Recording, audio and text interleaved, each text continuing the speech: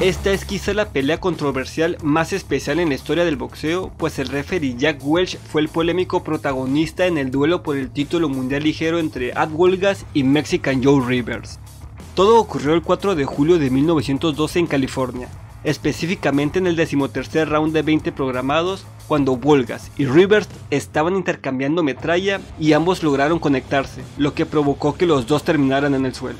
La controversia se dio cuando durante el conteo, escucha esto porque no lo vas a creer, el referee le ayuda a Wolgas a levantarse y pues obviamente ya paradito se terminó llevando la victoria. Y a ver, está bien que el referee tenga sus favoritos y que cuide más a uno que otro boxeador, pero ayudarlo a levantarse, eso es al mero estilo del Tirantes.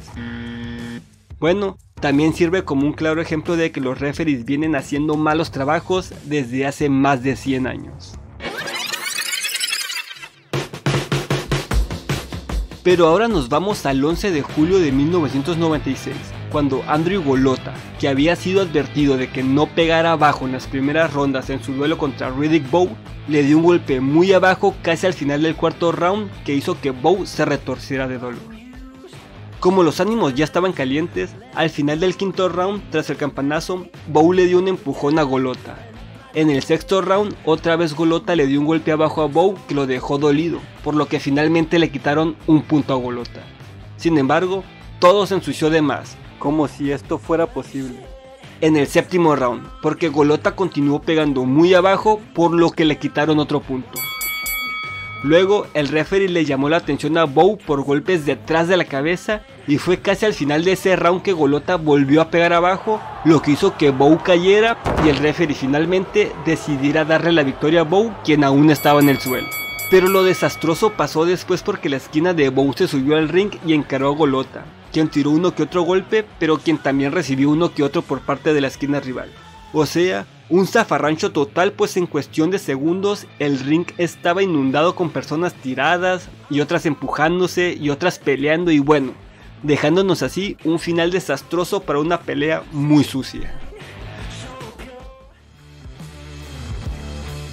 Pero otra pelea más sucia aún fue entre Willie Pep y Sandy Sadler, quienes ya se conocían muy bien porque era la cuarta vez que se enfrentaban.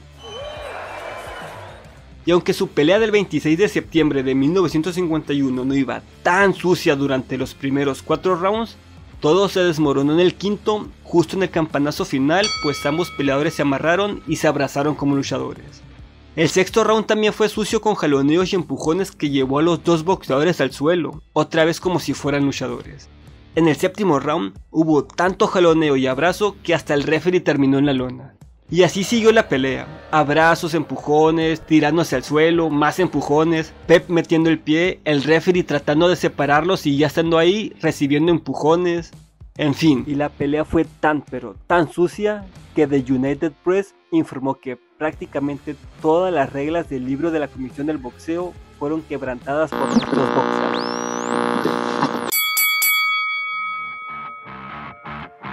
Sin embargo, cuando Mike Tyson le mordió la oreja a Evander Holyfield, se trata posiblemente de la pelea controversial más famosa en la historia de este deporte. Fue el 28 de junio del 97, la revancha entre los dos más grandes pesos pesados del momento. Y aunque el combate duró 3 rounds, fueron suficientes para darnos un duelo muy sucio, pues Holyfield estaba dando cabezazos constantes sin recibir las advertencias del referee, lo que provocó la desesperación de Tyson, que en un ataque de loquera decidió morderle la oreja a Holyfield. Lo demás ya lo conocemos: zafarrancho, burlas, demandas y críticas en una pelea que fue catalogada como en extremo vergonzosa. Y si bien Tyson dijo que tomó prestada la actitud de los boxeadores mexicanos para esta pelea, no se refería precisamente a que iba a morder orejas, sino a esa actitud de no sentirse intimidado aunque haya perdido la primera pelea con Holyfield. En fin, un momento icónico y emblemático y que nunca será olvidado.